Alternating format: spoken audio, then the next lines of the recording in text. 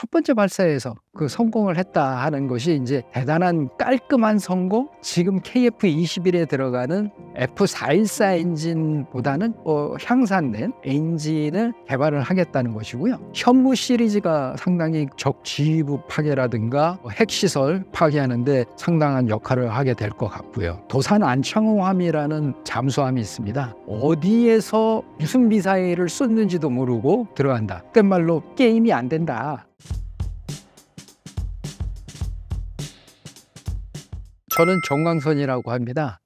저는 공군 조종사로서 생활을 하다가 방위사업청에 그 2006년도에 들어가서 2024년까지 현역 및 공무원으로서 대략 16년 정도 우리 군을 위한 무기 체계를 개발하거나 구입하는 그런 사업 관리 업무를 담당을 했고요.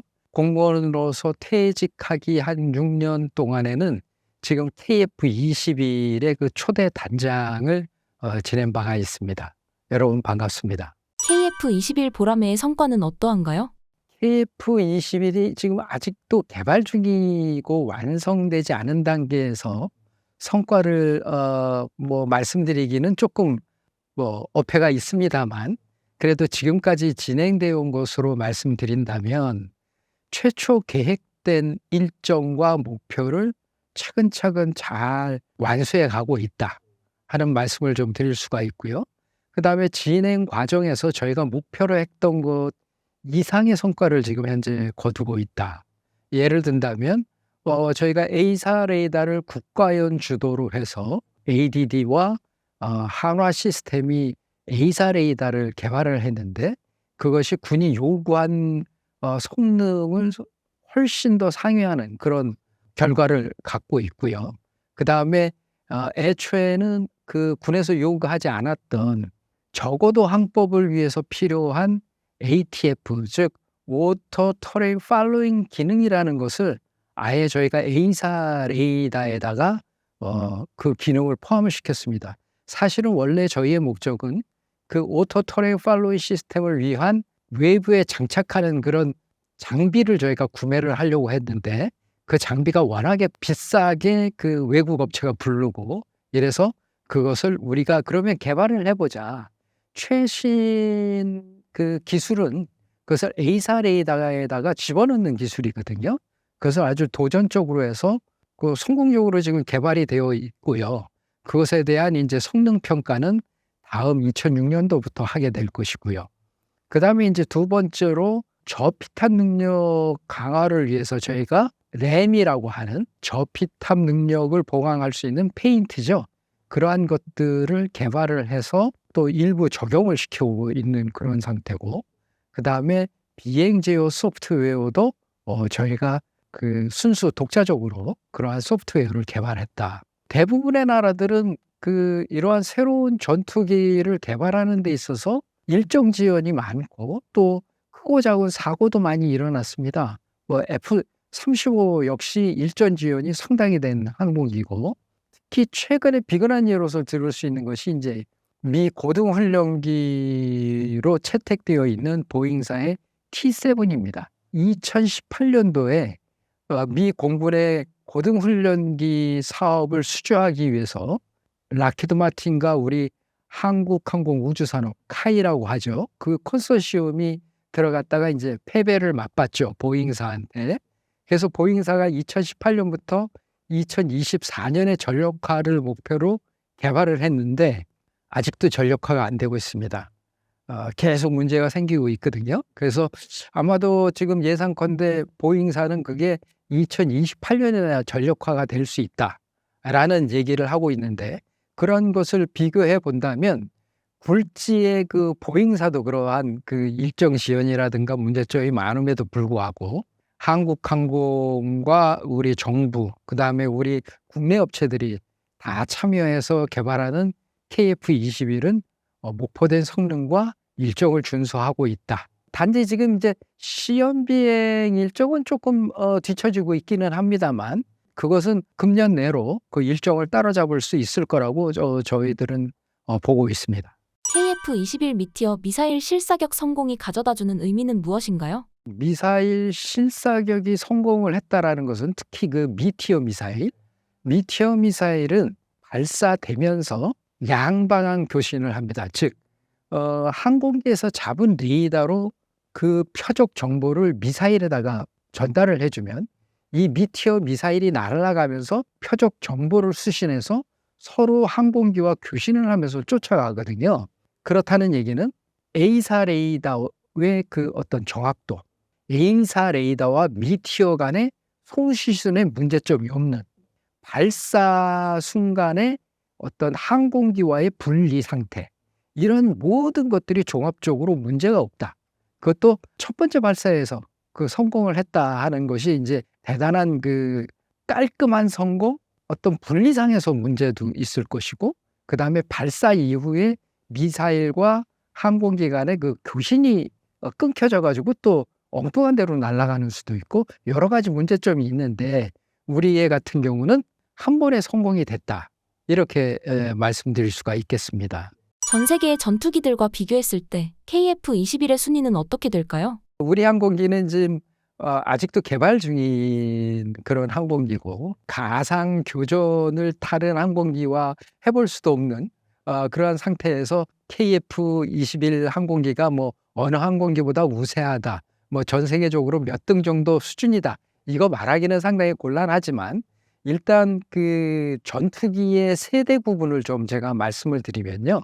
뭐 1세대, 2세대 항공기는 일단 떠나고 3세대 항공기의 특징은 뭐냐면 중장거리 미사일을 쏠 수 있다는 그러한 특징을 가지고 있습니다. 그러한 3세대 항공기는 최근에 퇴역한 뭐 팬텀, 탑건에서 나오는 F-14 탐캣, 뭐 이런 것들이 될 거라고 저는 보고요. 그다음에 이제 최근에 대부분의 항공기들은 4세대 항공기인데요. 4세대 항공기의 특징은 플라이 바이 와이어가 특징입니다. 즉 이 스틱에 전선이 연결이 됩니다. 그래서 조종사가 주는 힘의 크기만큼 전압이 전달이 되고, 그 전압이 비행 제어 컴퓨터에 전달이 돼서 그 비행 제어 컴퓨터에서 각 조종면을 움직여주는 그러한 형태가 된 것이죠. 그렇다는 얘기는 뭐냐면 우리 자동차로 치면은 전자제어를 하지 않습니까?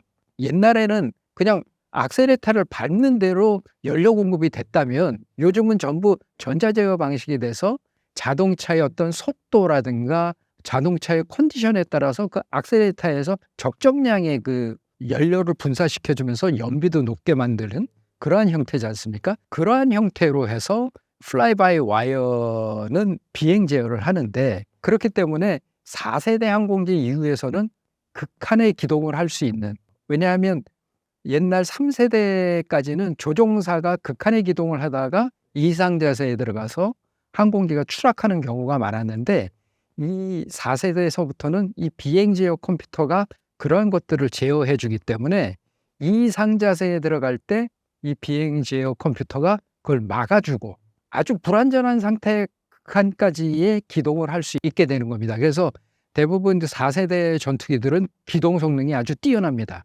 4세대 전투기로 꼽을 수 있는 것이 이제 유럽 쪽에 있는 유로파이터 타이푼, 라팔, 그리펜, F-16, F-15EX. 사실 뭐 F-15EX 같은 경우는 이제 4.5세대 항공기라고 할 수 있는데요. 우리 KF-21이 추구하고 있는 4.5세대 항공기라는 것은 뭐냐? 5세대 항공기의 특징은 스텔스거든요. 4세대와 5세대의 중간적인 역할, 플라이 바이 와이어를 가지면서 약간의 그 저피탐성 능력과 그다음에 5세대 항공기가 가지고 있는 첨단화된 항공 전자장비를 갖추는 그러한 항공기입니다. 그래서 옛날 4세대였던 유로파이터 타이푼, 그다음에 라팔, 그다음에 F-16들이 그동안에 쭉 성능 개량을 해오면서 4.5세대 항공기가 지금 현재 됐습니다. KF-21의 경쟁상대는 4.5세대 항공기로 성능 개량된 뭐 유로파이터 타이푼, 라팔, F-16 바이퍼, 그다음에 F-15EX 등이 될 거라고 보고요. 하지만 우리 KF-21은 태생부터가 4.5세대로 탄생이 되었기 때문에 앞으로 더 많은 그 확장성을 가지고 있습니다. 현재 그 4세대에서 4.5세대로 성능 개량된 유로파이터, 타이푼이나 뭐 라팔 등은 더 이상의 아마도 성능 개량할 수 있는 어떤 빈 공간이라든가 능력 이런 것들은 상당히 제한이 될 것이라고 본다. 우리 항공기는 4.5세대급에서는 가장 우위에 서 있는 그런 항공기가 아닐까. 저는 개인적으로 그렇게 말씀드릴 수 있겠습니다.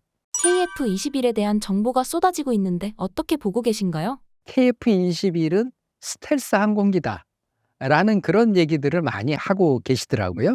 KF-21은 스텔스 항공기는 아닙니다. 향후에 좀 더 많은 스텔스 성능을 갖게 하기 위해서 고려를 해서 이제 설계를 한 것이죠. 그래서 스텔스 항공기들의 티피컬한 형태가 있습니다. 예를 든다면 꼬리 날개가 2개라든가 그러면서 그 꼬리 날개가 2개가 수직으로 서 있지 않고 약간 엇비슷하게 서 있다든가 날개 전면, 그다음에 꼬리 날개 전면의 각도가 동일하다든가 그런 몇몇 가지 어제 티피컬한 스타일이 있습니다. 그러한 것들이 적용이 되면 대부분의 스텔스 항공기들은 모양이 비슷합니다.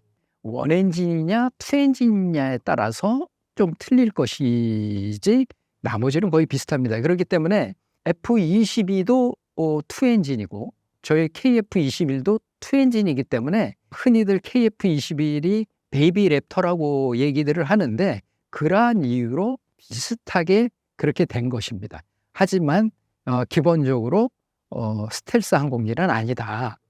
왜 스텔스 항공기가 아니냐면 외양은 그렇지만 각종 안테나 이런 것들이 스텔스가 되기 위해서는 동체와 같이 붙어 있어야 됩니다. 그거를 저희는 컨포멀하게 되어 있다라고 얘기를 하는데 바깥으로 튀어나와 있으면 안 됩니다. 근데 우리 항공기는 반매립 형태로 다 전부 다 되어 있죠. 무장도 내부 무장으로 들어가 있어야 실질적인 이제 저피탐성을 갖게 되는데 엔진이 추력을 발생하면은 적외선이 나오지 않습니까? 적외선 레이더에도 안 잡히기 위한 적외선 저감 장치 등이 되어 있어야 되는데 그러한 것 등등이 이제 저희는 구비가 되어 있지 않죠. 설계가 그 스텔스 항공기와 유사한 그 외형적인 설계가 되어 있고 부분적으로 램이라고 하는 레이더 업서브 머티리얼 페인트를 얘기를 합니다. 레이더 흡수용 페인트 이런 것들이 부분적으로 적용이 되어 있고 라스라고 하는 레이더 업서브 스트럭처 그거는 일종의 테이프입니다. 테이프 같은 것들도 적용을 해서 피탐성을 상당히 줄여놨습니다. 그래서 저피탐성의 등급을 R호급, L호급, VL호급 요 세 가지로 나누는데 R호급은 이제 Rare Observable 해서 탐색이 좀 잘 안 된다 하는 정도. R호급은 저피탐성을 얘기할 때 RCS라고 얘기를 하는데요. 레이더 크로스 섹션. 그래서 레이더 반사 면적이라고 얘기합니다. 그래서 R호급은 대략 한 1평방미터, L호급은 0.01평방미터.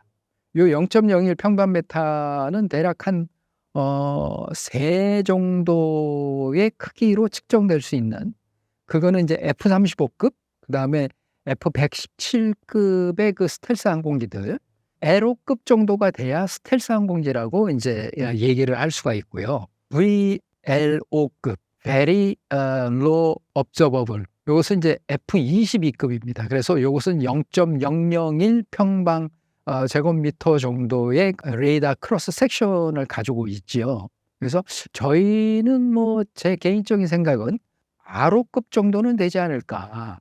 지금 현재도 이제 그 한국항공이 계속 측정을 하고 있습니다. 실 KF-21을 가지고 특정 그 시설에 가서 여러 군데 그러한 페인트 도료도 발라보고 해서 어떤 것이 최선으로 줄여줄 수 있는지 그러한 형태로 그것을 줄여갈 수가 있다. 스텔스 항공기는 아니다. 하지만 지속적으로 저피탐성을 줄여갈 수 있는 어떤 그런 계획은 가지고 있다. 그 다음에 두 번째로 이제 좀 오해들을 하고 계신 것이 F-22와 유사하니까 KF-21에 대한 설계를 미국이 해줬다. 뭐 이런 얘기를 하시는 분들이 있는데요. 그건 결코 그렇지가 않고요. 만약에 미국이 해줬다라고 하면 KF-21에 대한 지적재산권은 미국이 갖고 가야 되는 것이죠. 그거는 절대 아니고요.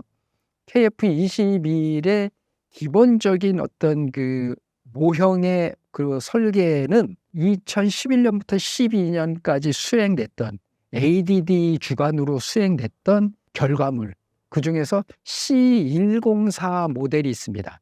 C104 모델이 이제 투 엔진으로 해서 수직꼬리 날개가 2개 있는 그러한 형상인데요. 그 C104 모델을 기초로 해서 5번 정도의 설계 변경을 해서 C109가 지금 현재의 모델인 겁니다. 그래서 순수히 이것은 한국항공이 그 설계한 그러한 모델이기 때문에 이것은 잘못된 것이고요. 블록 1과 블록 2에 대한 말씀들을 많이 하시는데, 블록 1은 오로지 공대공 임무만 가능하고 블록 2는 공대지 공임무 2가지가 다 가능하다, 이렇게들 이제 얘기를 하시는데, 애초에 블록 1, 블록 2라는 그런 명칭은 없었습니다. 저희가 이제 그냥 쉽게 얘기한 거는 개발 기간 쪽으로 봤을 때 2016년서부터 2026년 중반까지 개발하는 것은 블록 1 개발, 그 다음에 2026년 6월서부터 28년 말까지 개발하는 것은 블록 2 개발이라고 편하게 얘기를 했고, 왜냐하면 이게 너무 길어지게 되면은 이제 전력화 자체가 늦어지고 기술이 진부해질 수가 있기 때문에 우선 개발되는 것부터 빨리 하자. 그것이 이제 그 블록 1 기간 동안에는 공대공 능력을 먼저 완성을 시키자. 블록 2에 가서는 공대지 기능에 대한 확인을 하는 그런 기간입니다. 즉 공대지 기능에 대한 시험을 하는 그런 기간이거든요. 그래서 지금 현재 2016년서부터 2026년 중반까지, 그러니까 내년 중반까지 개발하는 이 항공기 안에도 공대지 능력은 가지고 있는 겁니다.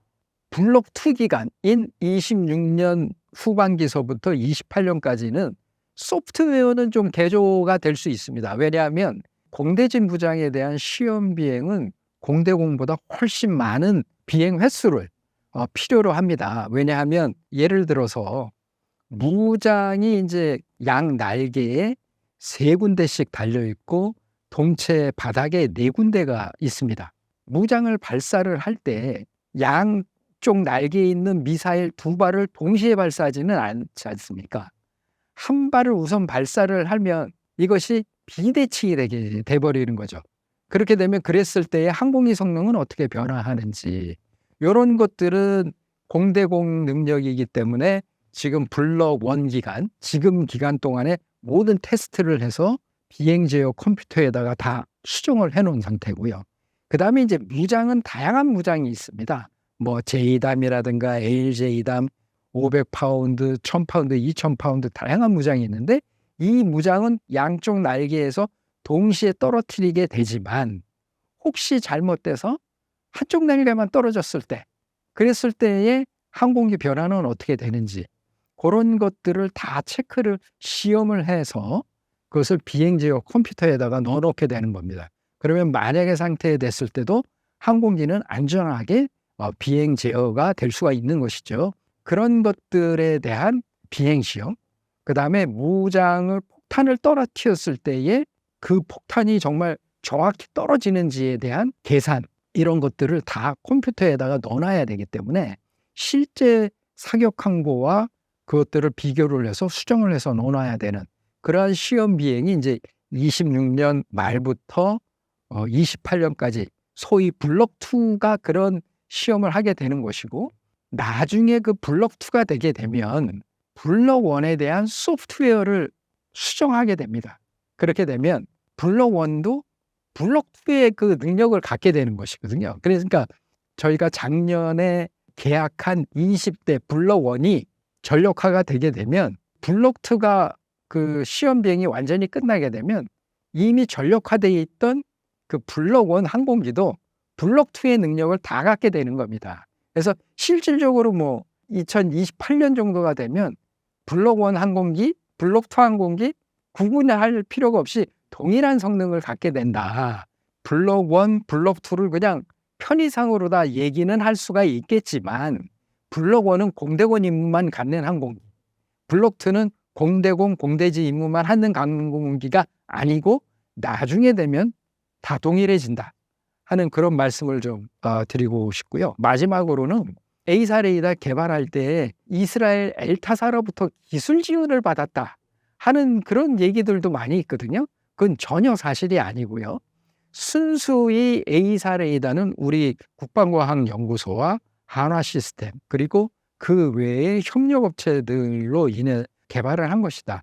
단지 이스라엘 엘타사는 A사 레이더를 처음 개발해보고 그것을 시험할 장비가 없었기 때문에 엘타사의 A사 레이더를 장착해서 시험할 수 있는 그 테스트 베드라고 얘기를 하는데요. 737 비행기가 보유를 하고 있습니다. 그 737 비행기 앞에다가 저희 A사 레이더를 장착해서 시험 비행을 했던 것이고요. 이제 단지 그때 그러한 시험을 하면서 엘타사로부터 이 시험 비행을 이러한 형태로 하는 거구나. 그리고 시험 비행할 때 이러이러한 장비가 필요하구나 하는 것들을 저희가 이 눈동양 눈으로 다 파악을 한 것이죠. 그들로부터 그러한 기술 이전은 절대 받은 것이 아니고 그들의 그 시험 장비, 시설 이런 것들을 저희가 대여받아서 시험을 했다. 이러한 것이 좀 잘못 알려져 있는 사실이라고 말씀드릴 수가 있겠습니다. 우리나라의 미사일 무기 체계는 어떻게 되나요? 사실은 이제 저희 그 KF-21에 장착하는 공대공 미사일 개발은 상당히 늦었습니다. KF-21을 개발하기 전에는 저희가 아무리 공대공 미사일을 개발을 해도 그것을 장착할 우리 비행기가 없었기 때문에 개발할래야 개발할 수가 없었던 것이죠. 왜냐하면 요구사항도 없고 장착할 비행기도 없는 그러한 실정이었기 때문에 시작 자체를 못했던 것이고 그러면 이제 우리가 T-50도 있고 FA-50이 있는데 왜 장착할 비행기가 없다라고 얘기를 하냐. 그것도 우리가 개발한 비행기인데 이렇게 말씀을 하실 수가 있는데 그 비행기는 사실은 일종의 공동 소유라고 말씀드릴 수가 있습니다. 왜냐하면 그 항공기를 개발을 할 때 미국 기술자들이 와서 같이 개발을 했기 때문에 T-50, TA-50, FA-50은 그 항공기들에다가 어떤 그 새로운 장비라든가 무장을 장착하기 위해서는 미국으로부터 동의를 받아야 되는 문제가 있습니다. 예를 든다면 FA-50에 들어가는 레이더도 우리가 마음대로 그 레이더를 교체할 수 없는 그런 형태입니다. 그것도 다 미국으로부터 같이 동의를 받아야 되는 왜냐하면 지적재산권이 일종의 공동 소유화되어 있는 그런 상태이기 때문에 그러한 이유로 인해서 FA-50이 있음에도 불구하고 저희가 공대공 개발을 못했는데요. 이제는 저희가 KF-21이 있기 때문에 늦었지만 우리 정부에서는 그 KF-21에 대한 개발을 시작을 했습니다. 방위사업청에서 작년 12월에 방위사업추진위원회에서 단거리 공대공 유도탄을 연구개발로 확보하겠다라고 하면서 체계개발 기본계획안을 심의 의결을 했습니다. 그래서 사업기간은 2025년부터 35년까지 6,615원을 투자를 해서 이제 이것을 개발을 하게 될 겁니다. 장거리 유도탄, 지금 장거리 공대주 유도탄은 미티어 것을 지금 NBDA사로부터 사다가 쓰고 있는데 이것 역시도 2025년부터 38년까지 1조 5천억 원을 투자를 해서 개발을 하겠다라고 이제 말을 해놓은 상태입니다. 그래서 이러한 단거리 공대공 유도탄, 장거리 공대공 유도탄이 금년부터 이제 사업에 착수하게 된다라는 말씀을 드릴 수가 있고요. 단지 이제 저는 이 상황에서 조금 아쉽게 생각하는 것은 개발 완료 기간이 전부 30년이 넘어가는 그런 형태입니다. 그런데 공대공 무장은 그 전투기에 대한 기본 무장입니다. 공대지 임무를 할 때도 공대공 미사일을 장착하고 뜨고 공대공 임무를 하러 갈 때는 당연히 이 미사일을 장착을 하고 뜨지요. 저희가 지금 현재 계획은 KF-21 120대를 2032년까지 전부 확보하는 것으로 돼 있지 않습니까? 그런데 국산 단거리 공대공 미사일과 장거리 공대공 미사일이 32년 이후에나 전력화가 된다는 얘기죠. 그렇다면 저희는 해외로부터 지금 현재 장착을 하고 있는 독일 딜사의 아이리스-T라는 단거리 미사일, MBDA사의 미티어 미사일을 사올 수밖에 없다라는 얘기입니다. 그런 측면에서 본다면 우리 국산 단거리 공대공 미사일과 장거리 공대공 미사일에 대한 소요가 줄어들 수밖에 없다. 나중에 양산 물량이 줄어들 수밖에 없다. 물론 그 이후에 수출될 때는 저희가 많은 옵션을 갖겠죠.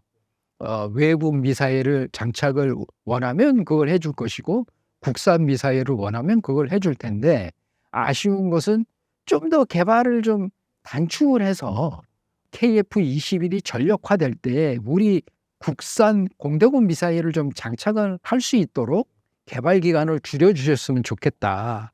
KF-21 개발에 들어간 한국 독자 기술의 비중은 어느 정도인가요? 지금 KF-21 안에는 많은 해외 업체의 장비가 들어가 있습니다. 크게 본다면 엔진은 미국의 GE사의 F414 엔진이 들어가 있고요. 가장 중요한 장비이긴 합니다만 들어가 있고, 그 다음에 조종사 사출 좌석은 영국의 마틴 베커사 제품이 들어가 있고, 항공기 브레이크라든가 이런 것들 등등등이 여러 그 해외 업체 것들이 들어가 있거든요. 하지만 그럼에도 불구하고 이런 설계 자체를 한국항공이 했고, 그 설계 안에서 엔진을 구매를 할 때 커스터마이징을 시켜서 우리 설계 도면을 주면서 이런 형태로 조금 수정을 해서 가져와 라고 했기 때문에 여러 업체들의 기술이 들어갔음에도 불구하고 독자 기술의 비중은 전 100%라고 저는 얘기하고 싶습니다. 왜? 지적재산권을 우리가 가지고 있기 때문에. 그러나 국산화 비율이 얼마냐라고 물어봤을 때는 국산화 비율은 또 틀립니다. 그 전체 안에 우리가 규정상의 국산화라고 하는 것은 투입된 비용 중에서 우리 한국에 떨어지는, 한국에 투자되는 비용이 얼마이냐를 국산화 비율이라고 따지는 것이거든요. 지금 현재 우리 국산화 비율은 65%를 조금 상회한다라고 볼 수 있고요. 양산을 돼가면서 68%, 최종 목표는 80%까지 저희가 국산화 목표를 갖고 가려고 하고 있습니다. 그러나 그건 우리나라뿐만이 아니고 전 세계 어느 나라도 오로지 자기네 나라가 만든 제품만을 가지고 항공기를 만드는 나라는 없다. 우리나라의 자체 전투기를 개발할 수 있는 역량은 어디에서 나오는 걸까요? 저희는 꾸준히 항공기를 생산하고 개발을 해왔습니다. 1970년대에서부터. 예를 든다면 1970년대는 그 500MD라는 헬기를 면허 생산을 했고요. 그 다음에 80년대에는 F5 제공호라고 해서 KF5라고 하는, 지금 현재도 쓰고 있습니다. 제공호를 1980년대 중반에 노스롭 그루만사로부터 면허 생산을 했고요. 그 다음에 이제 90년대서부터는 KT-1이라는 항공기를 개발을 시작을 해서 2000년대 초반부터는 그걸 양산을 시작하게 됩니다. 90년대 중반서부터 2020년대 초반까지는 락히드 마틴사로부터 면허를 받아서 KF-16 면허 생산을 합니다. 아직도 130여 대가 지금 작전 중에 있는 상태고요. 1990년 말서부터 2000년대 초반까지는 T-50이라는 항공기, TA-50, FA-50 등등을 개발을 합니다. 항공기를 생산과 개발을 80년대서부터 끊임없이 해왔습니다. 그러한 어떤 기술력의 역량을 차근차근 갖춰왔다라고 말씀드릴 수가 있고, 저희가 이제 그 와중에서도 해외에서 이제 항공기를 들어오면서 F-15를 들어올 때라든가, 그 다음에 KF-16을 면허 생산한다든가 이런 거 등등을 하면서 이제 이 무기를 구입할 때는 절충 교육이라는 게 있습니다. 우리가 이만큼만 물건을 사줬으니 너희들도 뭔가를 우리한테 사가든지 뭐를 줘 하는 것이 이제 절충교육이거든요. 그 당시에 우리는 많은 기술을 받아왔습니다. 그래서 그 받아온 것이 기술 자료 이런 것도 받아왔지만 엔지니어들이 미국으로 가서 실질적으로 그 회사에서 교육도 받고 생산하는 데도 좀 일부 참여도 해보고 이러한 기술을 축적을 쭉 해온 것이 저는 바탕이라고 생각이 됩니다. 마지막으로 또 한 가지 들을 수 있는 것은 군용 항공 산업에 대한 정부와 공군의 끊임없는 지원입니다. 해외에서 직접 구매해서 들어오는 것이 면허 생산하는 것보다 훨씬 쌉니다. 면허 생산을 하면은 생산 기술을 우리한테 준다는 명목으로 인해서 훨씬 비싸게 그 나라에서 수출을 하거든요. 그렇기 때문에 그러한 비용을 감수를 하면서라도 우리 정부와 공군이 지원과 협조를 했던 것이고 개발된 것을 또 써주고 그러한 노력들이 있었다.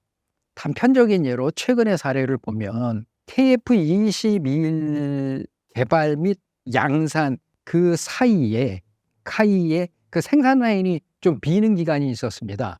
그렇게 되면 그 생산 라인이 비게 되면 엔지니어들에 대한 월급을 뭐 일도 안 하는데 줄 수 없지 않습니까? 그러면 그 사람들을 뭐 줄여버리든지 이래야 되니까 그래서 정부와 공군이 협력을 해서 TA-50 20대를 더 구매하자.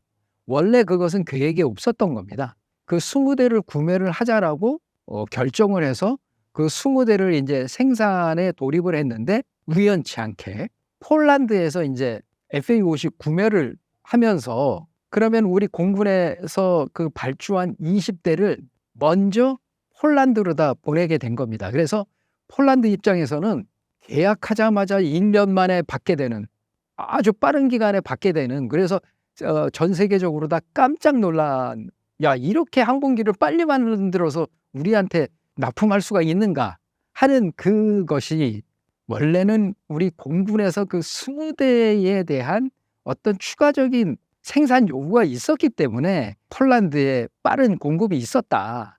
이것도 하나의 그 우리 공군과 정부의 어떤 지원이 없었다면 그 좋은 결과가 아마도 발생하지는 못했을 것이다. 그것이 하나의 단적인 예라고 말씀드릴 수 있겠습니다. 인도네시아에 기술 유출 시도가 있었는데요. 현재 어떤 상황인가요?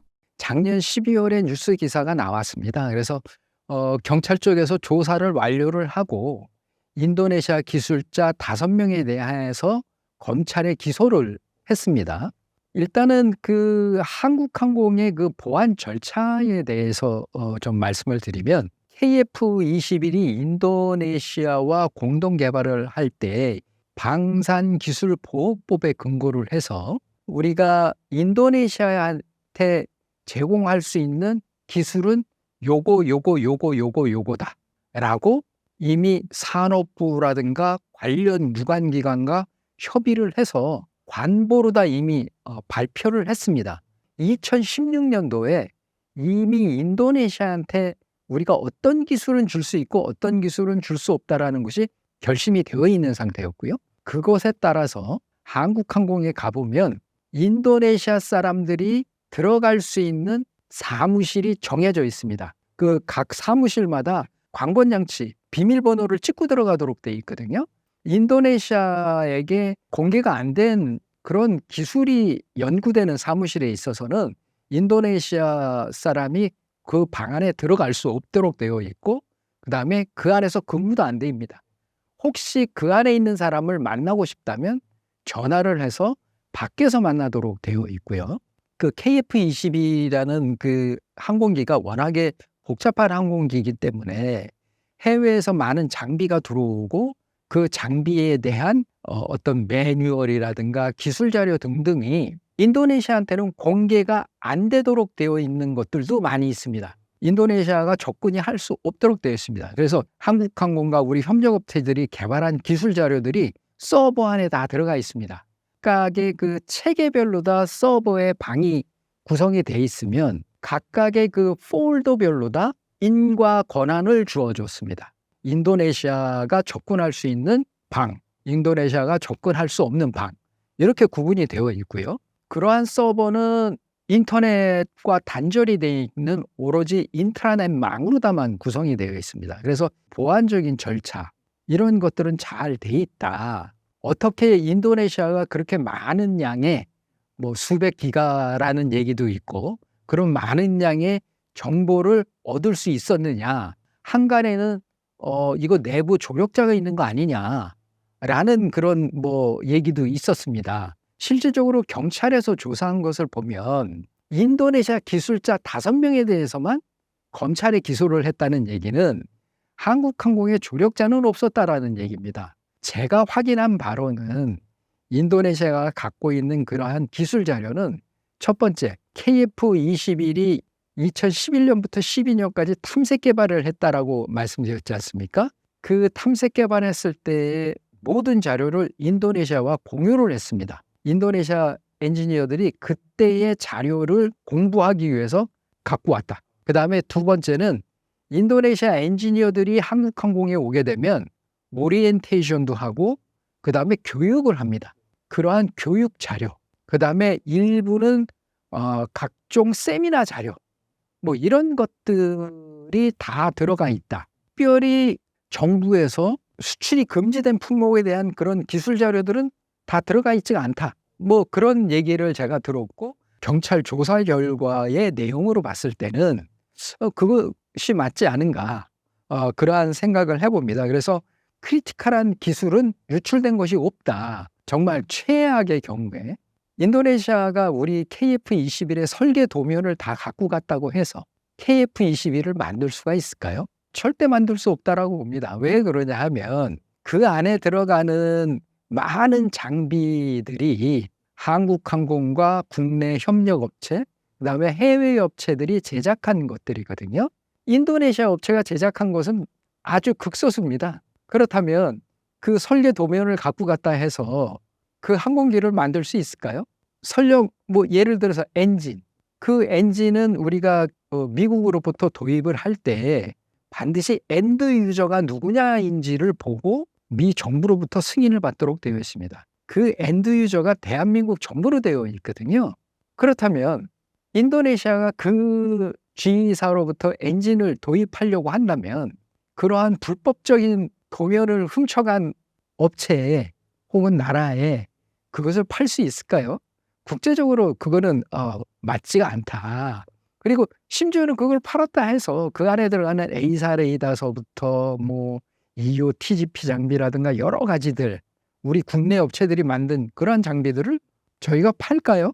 팔 수 있지도 않고 또 하나 가장 큰 거는 인도네시아에 그러한 생산 시설이 없습니다.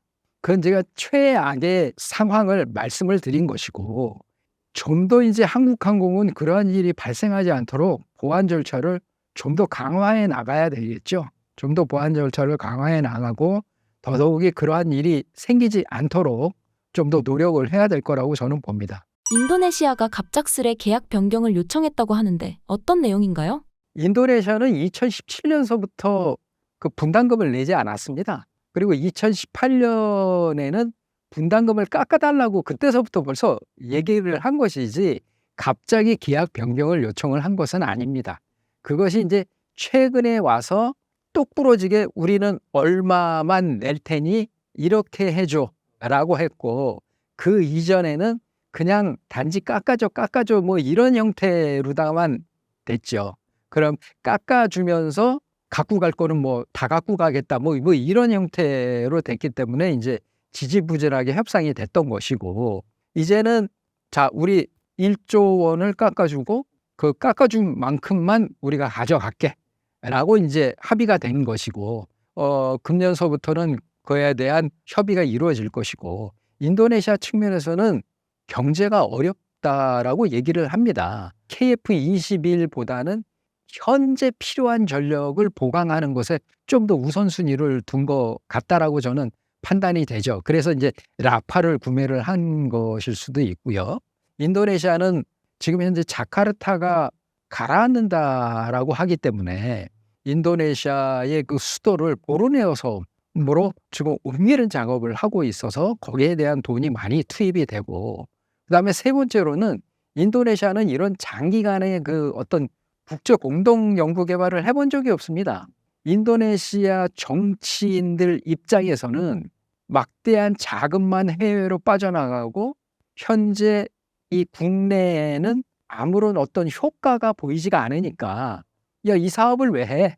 그런데 이제 기왕 뭐 지나왔기 때문에 어느 정도를 갖고 적은 성과만을 내려고 하는 그러한 측면에서 이러한 계약 변화가 이루어졌다라고 생각이 되는데, 그럼에도 불구하고 우리 한국 정부의 입장에서는 인도네시아는 언제고 KF21의 잠재적인 고객이 될 수가 있거든요.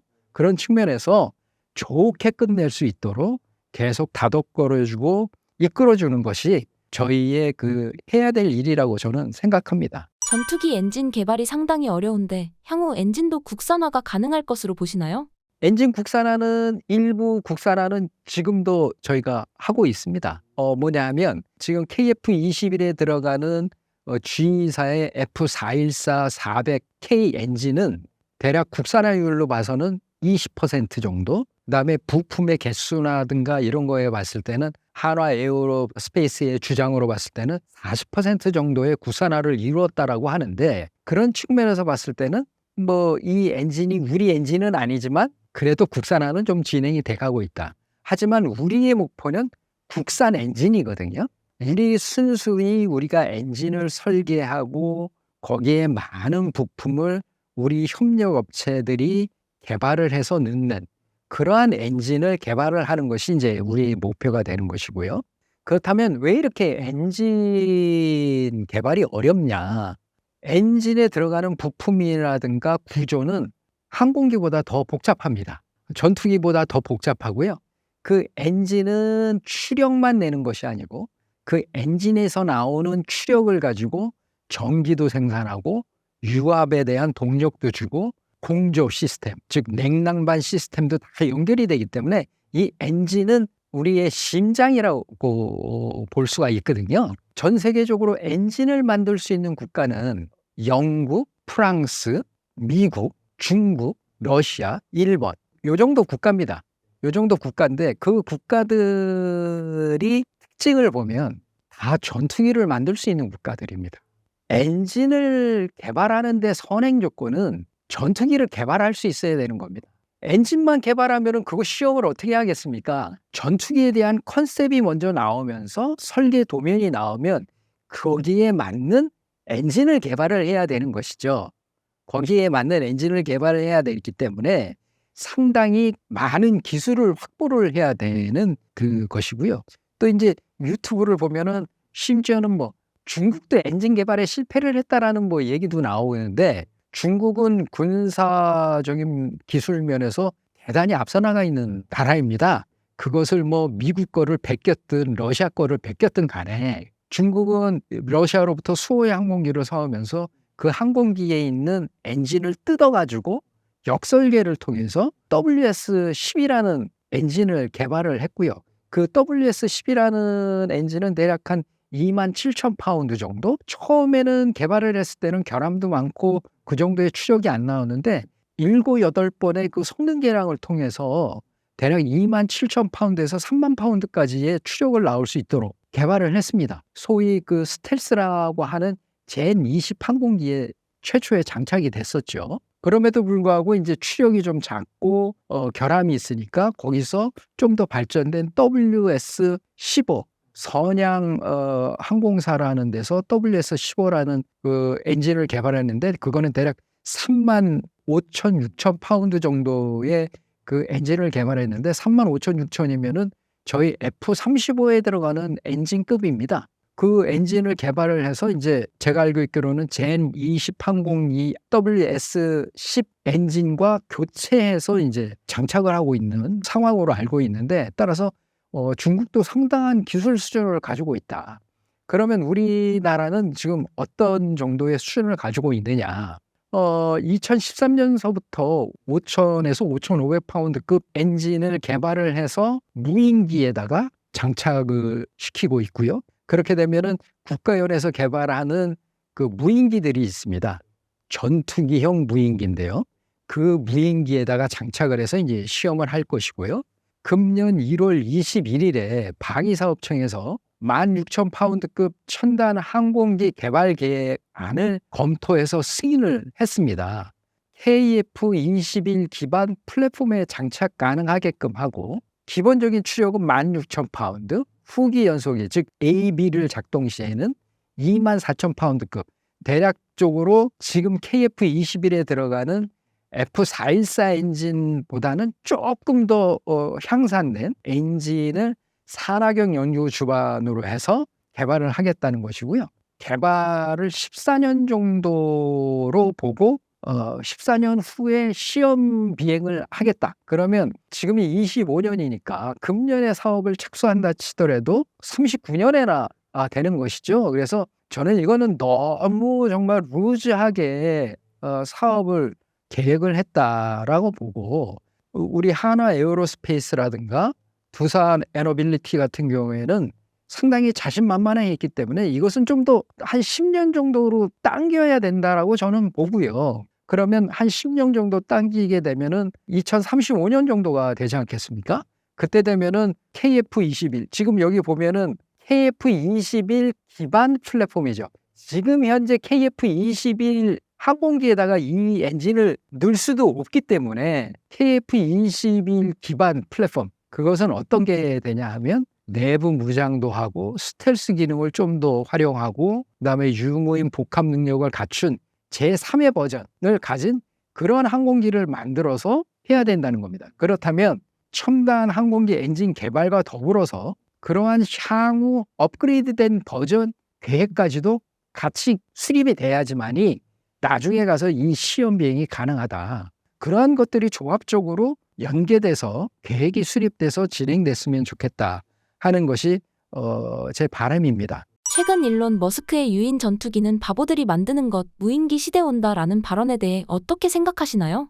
무인기 시대가 오는 것은 맞습니다. 그것은 대세기 때문에 틀림없이 무인기가 주도하는 전장의 개념이 될 것인데, 그렇다고 해서 유인기가 없어진다, 유인기를 없애는 것은 바보다라는 저는 그런 말씀을 드리고 싶고요. 지금 이제 러우 전쟁 이전까지만 해도 무인기, 로봇들이 가져야 될 제한 사항은 국제적으로 자율성을 가져서는 안 된다. 그래서 반드시 최종적으로 공격을 할 때는 이러한 무인기라든가 로봇은 인간의 통제를 받아야 된다라고 얘기를 하고 있고, 그와 비근한 예로 몇 년 전에 LA 경찰이 로봇 개를 순찰용으로 쓰려고 했었는데 인권단체들이 반대를 해서 그것이 무마됐던 적도 있고요. 반드시 지금 무인기라든가 로봇에 대한 최적 공격은 유인 조종사가 할 수 있도록 그렇게 되어 있습니다. 그러나 지금 러우 전쟁은 그것들이 조금 무너져가는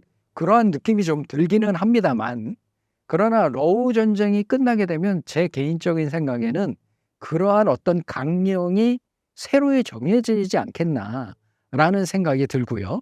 무인기를 썼을 때의 가장 큰 문제점은, 이것은 연구 결과로도 나와 있는데요. 무인기가 하게 되면은 이제 그 무인기 조종사들이 지상에서 조종을 하지 않겠습니까? 그러면 그 사람들이 어떤 목표를 공격을 할 때 윤리적인 의식이 없어진다는 겁니다. 그 사람들이 마음이 나빠서가 아니고 단지 그 컴퓨터 화면에서 보면서 이러한 공격도 하고 살상도 하기 때문에 마치 게임적인 요소를 갖게 된다. 그렇기 때문에 윤리적인 요소에 대한 어떤 문제가 발생되고 민간인에 대한 어떤 살상, 그다음에 오폭의 문제, 이런 것들이 되기 때문에, 그래서 반드시 유인기는 없어지지는 않을 거라고 저는 보고요. 그러나 무인기가 대세인 거는 맞다. 유무인 복합 체계로다 우선 발전될 것이 맞을 것이다. 또 그렇게 갈 것이다 하는 것은 제 개인적인 생각입니다. 현재 한국의 무인기 기술력은 어느 정도로 평가받고 있나요? 한국은 이제 그동안에 무인기를 정찰용 무인기들을 많이 개발을 했습니다. 사단 정찰용 무인기, 군단급 정찰용 무인기, 이런 것들을 다 개발을 했고요. 민간 쪽에서는 소형 무인기들도 많이 개발을 했고, 중고도 무인기라는 것을 이제 국방과학연구소에서 글로벌 호크와 유사한 중고도 무인기를 개발을 해서 지금 현재 전력화가 된 것으로 제가 알고 있는데요.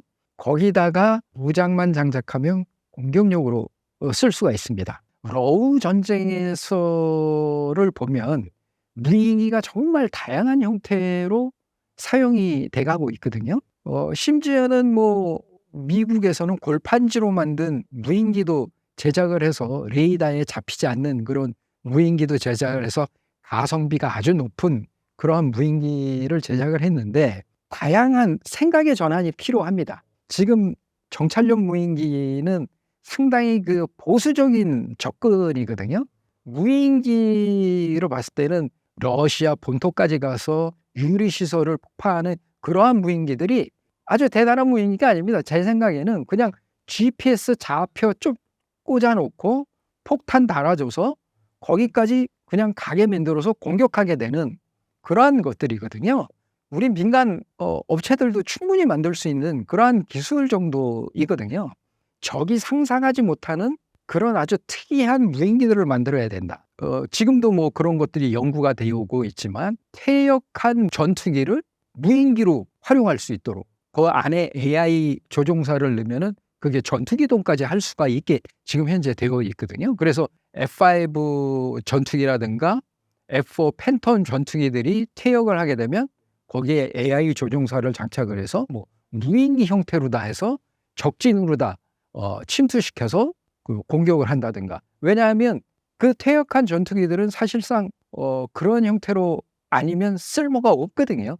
그래서 그런 형태로 쓴다든가, 아주 조그마한 소형 무인기를 전투기 혹은 그 수송기에다가 장착을 해서 수십 발을 적 영토에다가 뿌려가지고 장시간 채공하게 만든 다음에 적이 움직이는 차량이라든가 이것을 그냥 무차별적으로 공격하게 하는, 그러니까 상상의 나래를 펼쳐서 다양한 목적의 그 무인기를 개발을 해야 된다라는 말씀을 드리고 싶고요. 저희가 지금 그 전투기급 무인기를 개발을 하고 있습니다. 좌측에 있는 쿠스 X라는 무인기는, 이것은 이제 ADD 주관하에 대한항공하고 만든 무인기인데요. 이것은 전투기급 무인기는 아니고 이것은 전찰용 무인기인데, 요것을 또 개조를 해서 전투기급 무인기라고 하는 KUS-LW라는 전투기급 무인기, 즉 로얄 윙맨이라는 무인기를 유무인 복합체계에서 운영할 수 있도록 대한항공에서 지금 개발 중에 있고요. 우측에 있는 K6K부라는 한국항공이 지금 개발 중에 있는 무인 전투기입니다. 그래서 이것도 마찬가지로 KF-21과 육무인 복합체계로 사용하려고 하는 그러한 전투기입니다. 이 각각에는 전부 AI 조종사가 들어가서 전부 그 조정을 할 수 있도록 운영이 될 것이라고 봅니다. 대한민국과 북한의 공군력은 어떻게 되나요? 북한의 공군력은 대략 여러 가지 공군력에는 무슨 뭐 전투기, 헬기, 수송기 많은 것들이 있지만, 전술기, 즉 전투기로다만 본다면 대략 한 550대 정도가 있다라고 보고요. 전체적으로 따지면 엄청나게 많고요. 전술기만 550대 정도가 있는데, 그중에 대부분은 월남전 그다음에 6.25 때 쓰던 것들이 다수가 있고요. 그중에서 신핵이라고 할 수 있는 것은 미구 29인데요. 그 미구 29도 70년대 후반 F-16 서방에서 F-16이 개발될 때 같이 나온 그 4세대 전투기입니다. 북한이 돈이 없다가 보니까 그것에 대한 어떤 성능 개량이라든가 이런 것들이 부분적으로 이루어져서 1990년대에는 일부 성능 개량이 이루어졌다라고 하는데, 그것은 대략 저희가 파악하건대는 40에서 50대 정도의 미그 29를 가지고 있다. 나머지는 뭐 전부 뭐 3세대 항공기라고 볼 수가 있고요. 우리나라 같은 경우는 대략 한 380대 정도가 있습니다. 상당히 적은데, 원래의 우리나라의 공군의 목표는 420대 정도를 계속 유지해 나가는 것인데, KF-21 사업이 좀 지연되다가 보니까 F5와 팬텀이 일찍 도태되면서 그 대수가 좀 줄어들었는데요.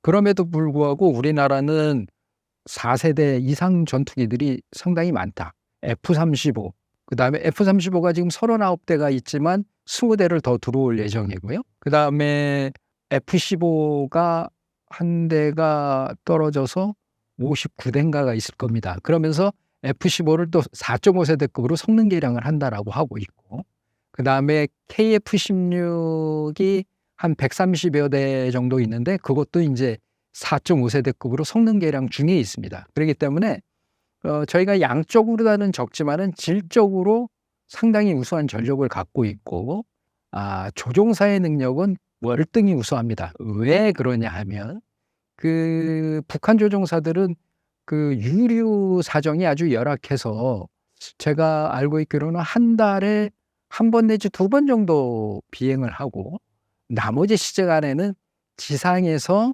뭐 2사람이 비행을 한다면 항공기를 손에 들고 2사람이 같이 공중 기동을 하는, 지상에서 이런 연습을 한다라는 얘기를 저는 들은 바가 있고요.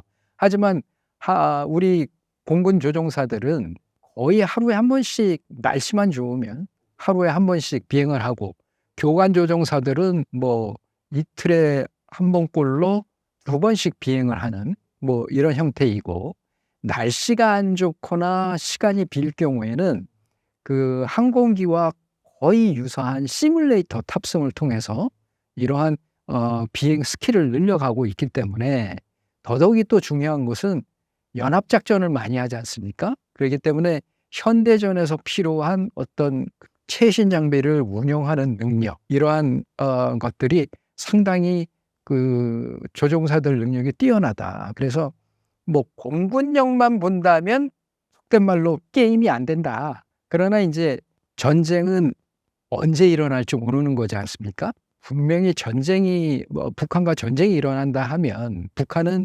아군의 공군 시설부터 먼저 때릴 것이기 때문에, 이러한 것들을 어떻게 방어해야 될 것이냐, 이런 것들의 문제가 있죠. 왜냐하면은 그런 전력들이 파괴되면 안 되기 때문에, 저희가 여러 가지 감시 전찰 자산을 가지고 적의 징후는 사전에 다 파악을 할 수 있습니다. 파악을 할 수 있기 때문에 적이 공격할 가능성이 확실하다고 얘기를 되면 선제 공격을 해야죠. 선제 공격을 해서 적 지휘부 시설이라든가, 그다음에 대량 확산 무기 체계, 예를 든다면 핵전력, 그다음에 생화학 무기, 화생방 무기, 요런 시설들, 그다음에 적 지휘부 시설, 그다음에 통신망, 이런 것들을 우리 공군력으로, 그다음에 우리 현무와 같은 미사일 전력으로 사전에 때려놔야죠. 그래야 맞고 시작한다는 개념은 이제는 있어서는 안 됩니다. 있어서는 안 되기 때문에 그런 형태로 진행이 돼야 될 것이라고 봅니다. 북한이 가장 두려워할 만한 한국 무기들은 무엇인가요? 그러니까 우리나라 무기 체계 전체를 얘기한다면, 일단 공군력을 보면은 뭐 F-35, 그다음에 F-15, F-15K, 그다음에 KF-16, KF-16도 성능 개량이 들어갔기 때문에 이제 그것이 4.5세대로 개량이 되지 않습니까? 그다음에 2026년 이후에는 이제 KF-21이 그들의 아주 위협적인 존재가 될 것 같고요. 그다음에 나머지 기타 이제 해군 전력, 지상군 전력 으로 본다면 현무 시리즈가 상당히 적 지휘부 파괴라든가 뭐 핵시설 이런 데 파괴하는데 상당한 역할을 하게 될 것 같고요. 그다음에 도산 안창호함이라는 잠수함이 있습니다. 그것이 이제 최근에 진수가 됐는데, 도산 안창호함은 SLBM이라고 해서 수중에서 지상 공격 미사일을 발사를 했습니다. 어디에서 무슨 미사일을 쏘는지도 모르고 들어간다. 그러니까 물 밑으로 해서 아마 뭐 동해안으로 해가지고 북한 안으로 들어가서 쏠 수도 있고, 그러한 것들이 상당히 무서울 거라고 보고, 그 다음에 이제 포 중에서는 다련장 라켓 천무라는 것이 있습니다. 이 천무는 그 안에 자탄이 들어가 있거든요. 폭탄이 떨어지면서 그냥 넓은 면적이 그냥 따다다다다다다다다 떨어지는 그게 있지 않습니까? 그게 천무입니다. 지역을 초토화시키는 거죠. 북한군 지상군이 내려올 때 그런 천무 같은 것들을 뿌려주게 된다면 지상군의 남하하는 세력을 무력화시킬 수 있고, 또한 뭐 해군 같으면은 그 정조대왕급 이지삼, 정조대왕급 이지삼은 상당히 그 8,000톤 이상급이 되거든요. 그 이지삼은 거의 그 제가 봤을 때 북한 함정은 다 잡아버릴 수 있을 것 정도의 그러한 능력을 갖고 있다. 저는 그렇게 생각을 하고 있습니다. 그래서 대부분의 요즘 우리나라에서 개발한 그런 무기체들은 북한이 상상을 초월하는 그런 피해를 낼 수 있을 겁니다. 대한민국 군사력은 미군이 없으면 처참하다는 평에 대해 어떻게 생각하시나요? 그 북한만을 봤을 때는 우리나라만의 전력으로 충분히 상대가 가능하다. 단 재래식 전력 가지만으로. 그러나 재래식 전력 이외에 북한은 핵 전력을 갖고 있지 않습니까? 그다음에 대량 살상 무기인 생화학 그 무기를 갖고 있기 때문에 그런 무기까지 사용하게 된다면 이제 저희가 좀 힘들어지는데, 오로지 재래식 전력 갖고만 한다면 그건 충분히 우리가 상대가 가능하다. 그럼에도 불구하고 미군 전력이 주둔 필요가 없느냐? 그건 아닙니다. 미군 전력이 있음으로 해서 균형을 맞춰주는 거거든요. 지역 안정의 균형, 즉 중국, 러시아 이런 어떤 지역 안정의 균형자 역할도 할 수 있는 것이고요. 그다음에 북한의 그런 어떤 대량 살살 무기에 대한 감시 이런 것도 중요하고, 특히나 주한미군이 우리에게 필요한 것은 감시 정찰 자산과 그거를 분석하는 능력입니다. 주한미군은 위성, U2 아주 다양한 시설로 해서 북한이라든가 그다음에 중국의 그 활동을 쭉 감시를 하고 있거든요. 그러한 감시를 우리 국방부와 같이 공유를 하게 되면은 전쟁에 대한 효과는 배가 될 겁니다. 하나의 예를 들어서 러우 전쟁에서 그 별로 변변치 못한 전력을 가지고 있는 우크라이나가 어떻게 러시아의 이동이라든가 반격 뭐 이런 것들을 어떻게 알 수 있을까요? 그거는 우크라이나는 그 일론 머스크가 제공하는 스타링크를 쓰고 있습니다. 그 스타링크를 통해서 정보를 받고, 그다음에 미국의 위성 자료를 통해서 적의 이동을 정보를 받으면 팔란티어 주가가 엄청나게 올라 있지요. 그 팔란티어는 소프트웨어 전문 기업이고요. 그다음에 사이버 보안을 하는 기업인데, 이 팔란티어가 참여를 해서 그러한 그 정보 분석을 해주고 전략과 전술을 조언해주는 그런 역할을 하거든요. 그렇다면 미군과 연합전력을 구성을 하게 되면 그러한 것들을 저희가 다 활용을 할 수가 있게 되고, 향후에는 저희도 그런 팔란티어 같은 왜냐하면 위성도 저희가 4.25 사업을 통해서 위성도 띄워서 그런 감시 절차 자산의 능력을 증강시키고 있기 때문에 그러한 분석을 할 수 있는 어떤 전문 업체 혹은 전문 기관이 우리도 필요할 거라고 저는 보고 있습니다. 앞으로 K 방산 프로젝트 중 가장 주목해야 할 것은 무엇인가요? KF-21 2차 양산 계약이 금년에 들어가야 되거든요. 금년에 그 20대 2차 양산 들어가는 20대가 계약이 돼야지만 그 노후화된 F5와 팬텀에 대한 대체 전력으로 지금 들어갈 수가 있거든요. 그것이 20대가 금년에 계약이 되면 28년까지 KF-21 40대가 전력화가 되는 것이기 때문에, 그렇게 되면 이제 원래 계획대로 진행이 되는 것이니까 우리 구독자 여러분들께서는 그거를 좀 주시해 주실 필요가 있고요. 두 번째는 아까 설명드린 단거리 유도무기에 대한 착수회의를 했다라고 설명을 드렸는데, 그것이 어떤 형태로 진행되는지도 확인해 주실 필요가 있고, 장거리 유도 공대공 유도 미사일도 계약 업체 선정과 계약이 되는지를 우리가 면밀히 감시하고 확인해서 빨리 계약이 되도록 해야 된다. 이것들이 늦게 되면은 아까 제가 말씀드린 것처럼 우리 KF-21에 장착을 할 수 없게 되는 그런 문제가 생깁니다.